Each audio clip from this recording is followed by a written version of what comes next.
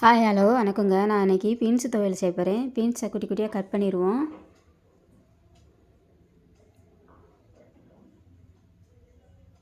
பீன்ஸை cut பண்ணியாச்சு குட்டி குட்டியாக. தக்காளி ஒரு தக்காளி எடுத்து வச்சுருக்கேன், அதையும் குட்டி குட்டியாக கட் பண்ணிடுவோம். வெங்காயம் தோல் உரித்து வச்சுருக்கேன், அதையும் குட்டி குட்டியாக கட் பண்ணிடுவோம். இப்போ காயை கட் பண்ணியாச்சு. கடாயை அடுப்பில் வச்சுருவோம். கடாயை சூடானதும் எண்ணெயை ஊற்றிடுவோம். கடுகு உளுந்து சேர்த்துருவோம். எண்ணெய் சூடானதும் கடுகு உளுந்து வெடித்ததும் வெங்காயத்தை போட்டுருவோம். நல்லா சவுந்து வர வரை வதக்கிடுவோம். கருவேப்பிலை கொஞ்சம் போட்டுருவோம். பூண்டு ஒரு 5 பல் தோல் உரிச்சு வச்சுருக்கேன், அதை உள்ளே போட்டுருவோம், வதக்கிடுவோம். தக்காளி உள்ளே தட்டிடுவோம், அதையும் நல்லா வதக்கிடுவோம். தேவையான அளவு உப்பு சேர்த்துருவோம், நல்லா வதக்கி விட்டுருவோம். தக்காளி நல்லா வதங்கணும். பீன்ஸ் உள்ளே தட்டிடுவோம், அதையும் போட்டு நல்லா வதக்கிடுவோம்.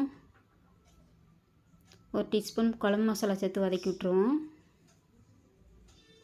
காய் முழுகிற அளவுக்கு தண்ணி சேர்த்துருவோம். இப்போ கொதி வர வரை மூடி வச்சுட்டு கொதி வந்துடுச்சு. இப்போ 10 நிமிஷம் வேக விட்டுருவோம். அடுப்பு சிம்மில் தான் வச்சு செய்யணும். 10 நிமிஷம் ஆயிடுச்சு. ஓப்பன் பண்ணி தேங்காய் துருவலை உள்ளே தட்டிடுவோம்.